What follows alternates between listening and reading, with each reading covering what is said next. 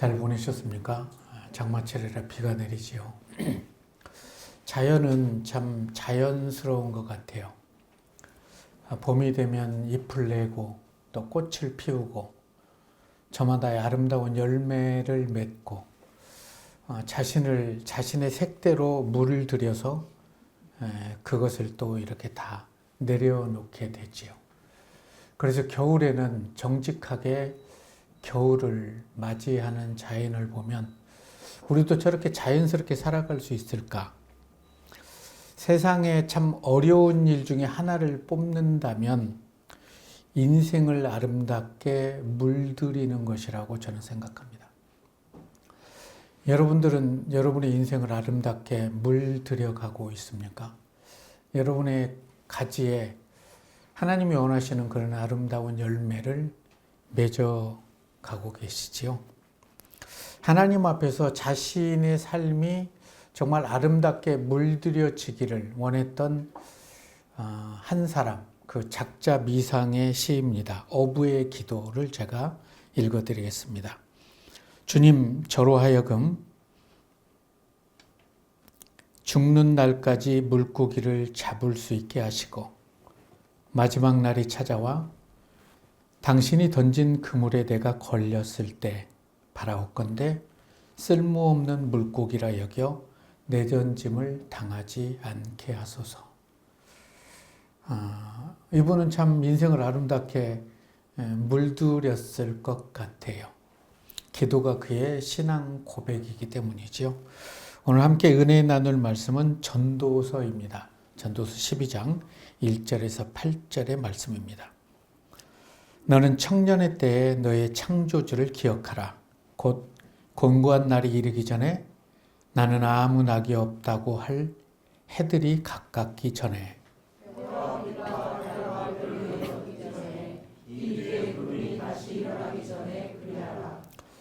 그런 날에는 집을 지키는 자들이 떨 것이며 힘 있는 자들이 구부러질 것이며 맷돌질하는 자들이 적음으로 그칠 것이며 창들로 내다보는 자가 어두워질 것이며 길거리 문들이 닫혀질 것이며 맷돌 소리가 적어질 것이며 새 소리로 말미암아 일어날 것이며 도망가는 자들은 다 쇠하여질 것이며 또한 그런 자들은 높은 곳을 두려워할 것이며 길에서는 놀랄 것이며 살구나무가 꽃이 필 것이며 메뚜기도 짐이 될 것이며 정욕이 그치리니 이는 사람이 자기의 영원한 집으로 돌아가고 조문객들이 거리로 왕래하게 됨이니라.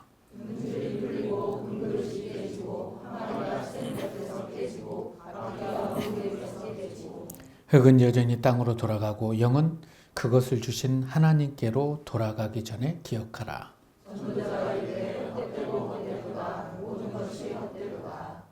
아멘. 전도서는 1장부터 12장까지 있습니다. 제가 아침에 한 1장부터 12장까지 한 2번 이렇게 쭉 읽어가면서 참 읽을수록 깊이 있는 성경이다, 말씀이다. 지금까지 창조 이래 가장 지혜로웠던 사람을 뽑으라면 우리는 많은 사람들은 솔로몬을 뽑죠. 그가 인생을 살은 이후에 이렇게 참 귀한 말씀을 이렇게 한 절씩 써내려 가게 됩니다. 1장부터 11장까지는 어떻게 인생의 기쁨을 누릴 수 있는가를 쭉 제시를 하게 됩니다. 그리고 12장에 이르러서는 즐거움이 사라지는 날에 어떻게 인생을 아름답게 물들일 것인가. 그냥 직역적으로 읽어 내려가다 보면 그날에 집 지키는 자들이 떨고 힘 있는 자들이 무너지고 길거리에 문이 닫히고 맷돌 소리가 적어지고 이 맷돌은 이빨이 다 빠지고 나의 새소리로 말미암아 작은 소리에도 놀라고 깨고 그리고 잠을 이루지 못하고 이런 얘기들 인생이 다 나이를 먹음으로써 무너져 내려가는 것을 비유를 하고 있습니다. 좀 전에 말씀드렸다시피 초록의 잎도 세월이 흐름에 따라서 광채를 잃어가고 그렇듯이 젊음도 나이를 먹게 되면 늙어간다는 것이지요. 나이 드신 분은 맞아. 이렇게 늙어가고 있고 또 아름답게 물들여져 가고 있어. 그러나 젊은이들은 20, 30대 젊은이들이 내가 60을 먹는다고? 내가 70을 먹는다고? 도무지 상상할 수 없을 거예요. 저도 20살, 81년도에는 그랬어요. 내가 60을 이렇게 얘기를 합니다. 늙는다는 게 피부로 와닿지 않지요. 그런데 전도자는 말씀합니다. 너는 청년 때에 너의 창조주를 기억하라. 그러면 전도서는 청년에게만 한 말씀일까? 그렇지 않죠. 히브리 사람이 청년이라고 얘기할 때는 새벽이라는 말과 같이 쓰게 됩니다. 새벽은 어두움이 끝나고 아침 해가 돋는 것처럼 하루해가 시작되는, 어린아이의 삶이 지나고 사회로 향해서 본격적인 세일을 시작할 때를 새벽이라기도 하고 청년이라고도 합니다. 무언가를 할 수 있는 시기가 아름다운 때이기도 하지만 그런 아름다운 시간도 다시 지나가면 되돌릴 수는 없다는 거지요. 그렇다면 이 청년이라는 말이 청년들에만 해당될까? 히브리 사람들의 보편적인 청년에 대한 이해는 이렇습니다. 어떤 목적과 사명을 위해 부름을 받고 택함을 받은 존재를 청년이라고 의미를 합니다. 그러니까 여기서 말하는 청년은 하나님의 부르심에 소명을 받고 그 말씀대로 살아가는 그리스도인들을 칭해서 청년이라고 얘기를 하죠. 우리 모두는 하나님에 의해서 창조됐고 하나님이 원하시는 사명을 이루기에 하나님의 꿈이 나의 비전이 된다는 이런 고백을 하시는 분들이 다 청년이라는 것이죠. 그런데 아무리 젊어도 부르심의 사명을 자각하지 못한 사람은 청년일 수가 없죠. 그러나 60, 70, 80이더라도 그 부르심에 합당한 삶을 살아내는 자는 청년이라고 성경은 말씀합니다. 오늘 본문의 말씀을 살펴보면 한 인생이 태어나서 겪게 될 모든 노화 과정을 은유적으로 지금 서술을 하고 있죠. 한 인생이 태어나서 이렇게 늙어가는 과정을 왜 솔로몬은 이렇게 기록을 했을까? 내 삶에 하나님의 은혜가 부어질 때 하나님을 기억하는 것이 하나님을 찾는 자들이고 하나님께서는 하나님을 찾는 자들에게 하나님의 모든 좋은 것들을 그에게 베풀어 주신다는 말씀입니다. 그래서 1절의 말씀을 이렇게 읽어보면 어떨까? 공고한 날이 이르기 전에 나는 아무 낙이 없다고 할 때가 가깝기 전에 너는 청년의 때에 너의 창조주를 기억하라. 아버지의 품을 떠나서 모든 것을 허랑방탕한 둘째 아들이 아버지와 함께 있을 때 아버지의 사랑을 느낄 수 있었다면 얼마나 좋겠습니까? 그러나 인생은 바닥을 칠 때 지난 삶을 되돌아보는 것 같아요. 잘 되고 하나님의 은혜가 부어지고 내가 승승장구할 때는 뒤를 돌아보지 않습니다. 그리고 하나님을 기억하기가 쉽지 않습니다. 자기를 드러내기 위해서. 그런데 완전히 바닥을 치게 되면, 무너지게 되면 그때 창조주를 기억하게 된다는 거죠. 그래서 어려움 속에서, 힘듦 속에서 넘어졌을 때 창조주를 기억한다면 그때가 은혜라고 생각합니다. 오늘 여러분의 삶에 감사가 흐르고 있습니까? 혹시 감사를 상실하면서 살아가고 있다면 그 이유는 뭘까?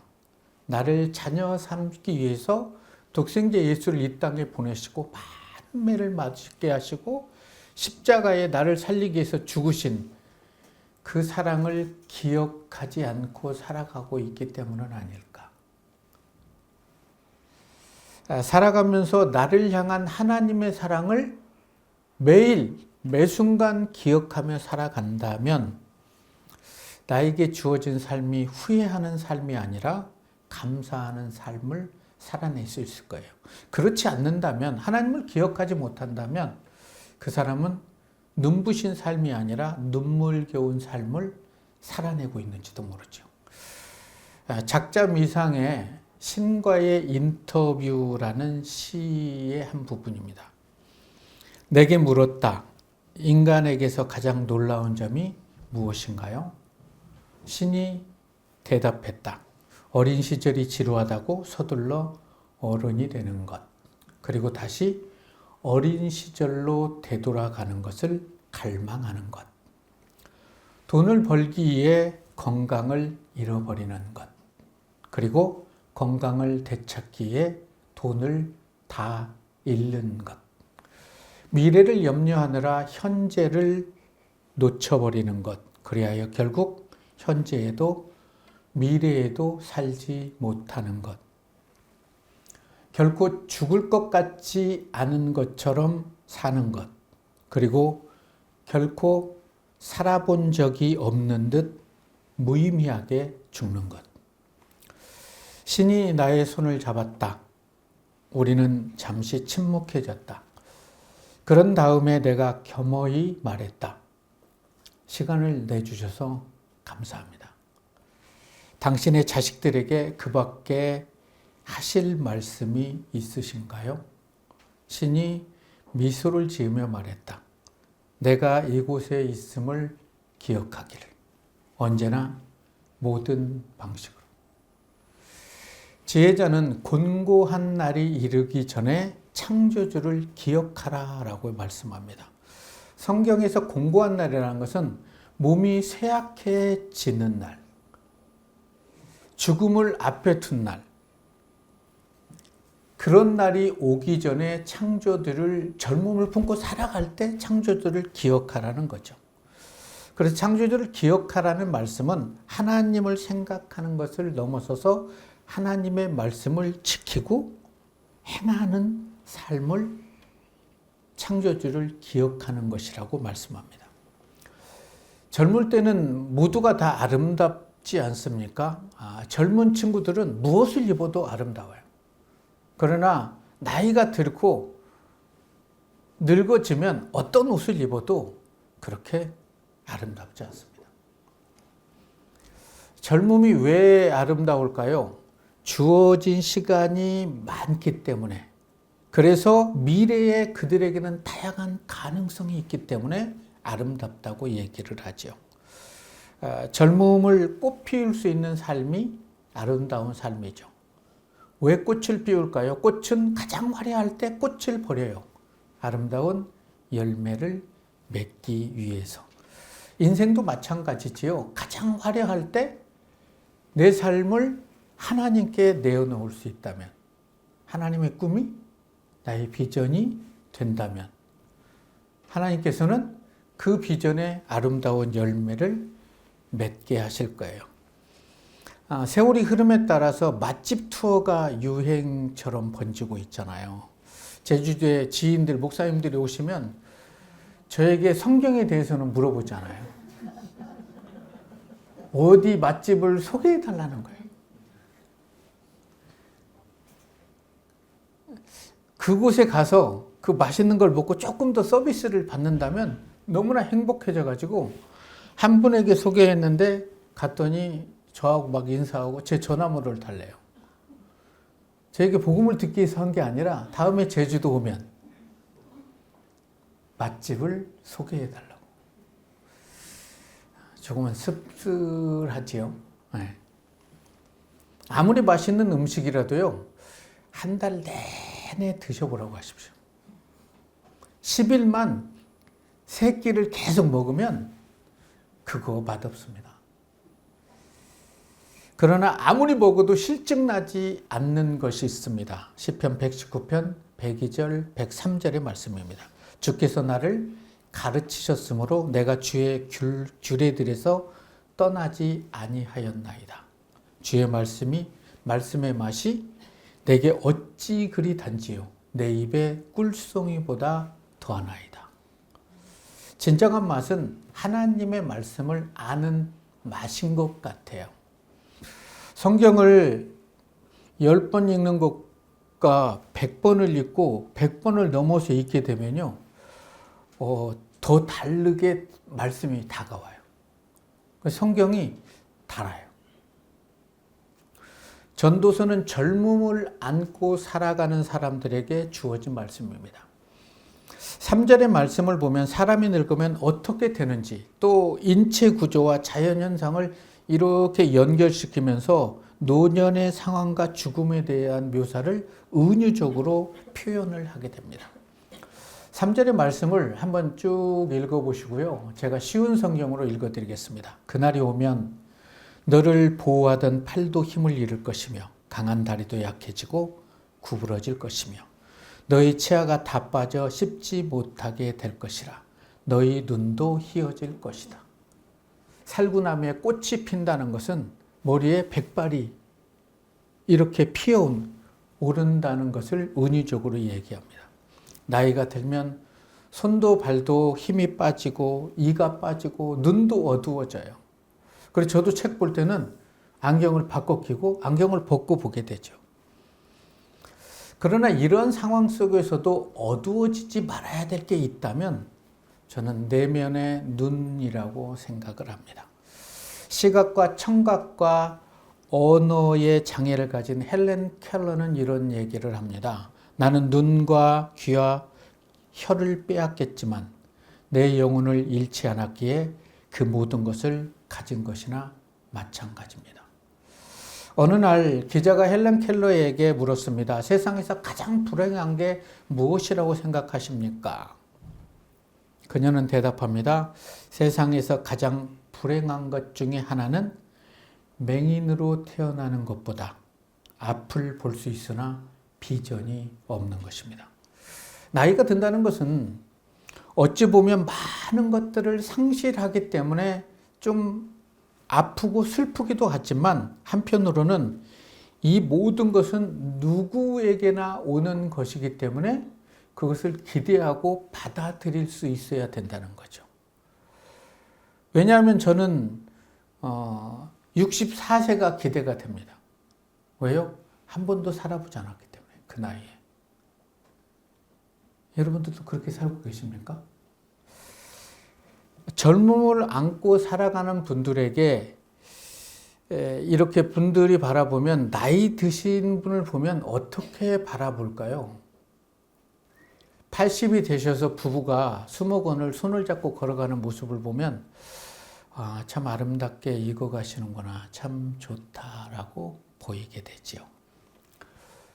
그러나 그런 노인들을 바라볼 때 많은 청년들은 그렇죠. 나는 저렇게는 늙지 않을 것 같아. 나에게도 노인의 삶이 있을까? 제자는 임박한 죽음 앞에서가 아닌 젊음을 안고 살아가고 있는 지금 창조주를 기억하라는 거예요.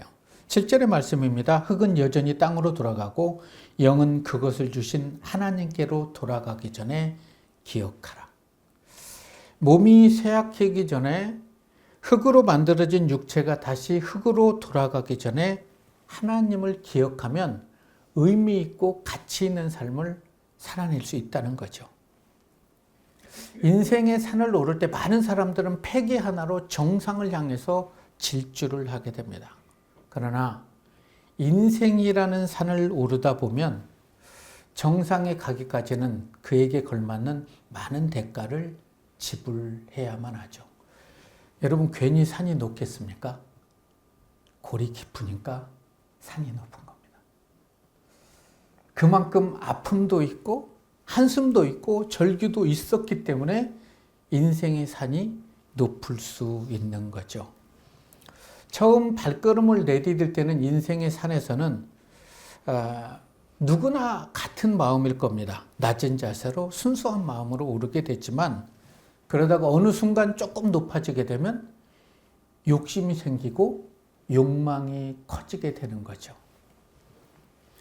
인생이라는 산에서 정상을 밟아야만 속이 시원하고 성취감이 있을 것 같지만 인생의 산에서는 때로는 멈춰야 될 때는 멈출 수도 있고요. 주저앉아야 될 때는 좀 주저앉아서 쉼도 필요합니다. 그리고 지금까지 살아온 삶을 되돌아보고 이 모든 것이 하나님의 은혜였음을 고백할 때 그는 다시 발걸음을 내딜 수 있게 되는 것이지요. 사람들은 인생을 보며 성공했냐 실패했냐를 묻지만 그 사람의 살아온 삶을 묻지는 않습니다. 그래서 혹자는 그럽니다. 목사님, 그분이요 돈 되게 많아요. 그 말에 저는 여러 가지 생각을 해서 돈 많으면 성공한 건가? 그죠? 그렇게 평가하는 게 아니라 그 사람이 살아온 과정을 얘기해 줄 수 있다면 그 사람이 저는 지혜로운 사람이라고 말씀드리고 싶어요. 13절의 말씀을 같이 한번 제가 읽어드리겠습니다. 일의 결국을 다 들었으니 하나님을 경외하고 그 명령들을 지킬지어다. 이것이 모든 사람의 본분이니라. 전도서 1장 1절부터 쭉 12장 12절까지 읽고 난 다음에 마지막 절이 가슴에 확 들어왔어요.